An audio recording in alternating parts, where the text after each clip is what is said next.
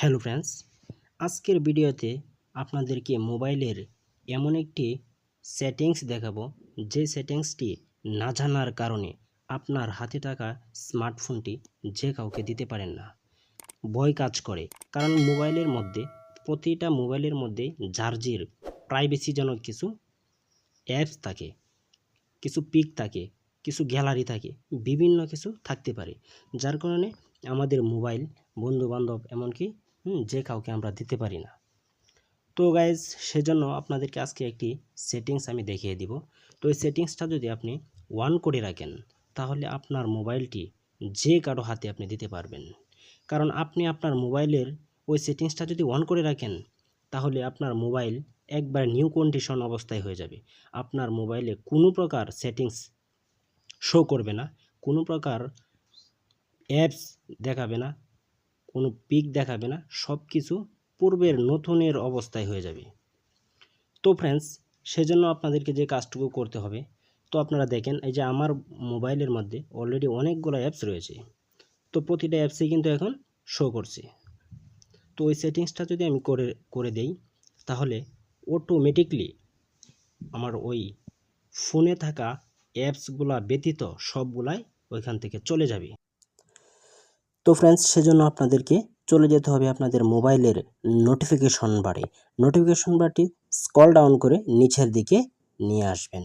ওইখানে আসার পরে আপনারা দেখতে পাবেন সবার নিচে সেটিংস আইকনটি রয়েছে, ওইটার সাথে রয়েছে মেন একটি আইকন, ওইখানে আপনারা ক্লিক করবেন। ওইখানে ক্লিক করার সাথে সাথে আপনারা দেখতে পাবেন ওইখানে রয়েছে ওয়ানার, আর ওইখানে রয়েছে লাল একটা আইকন নিউ ইউজার। ওইখানে আপনারা ক্লিক করবেন।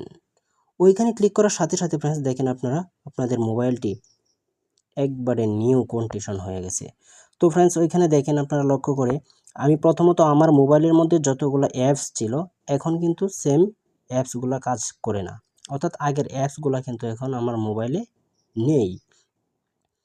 আমার মোবাইলটা যখন শোরুম থেকে নিয়েছিলাম যেই কয়টা অ্যাপস শো করছিল, এখন কিন্তু আমার মোবাইলের মধ্যে সেই কয়টা অ্যাপস রয়েছে।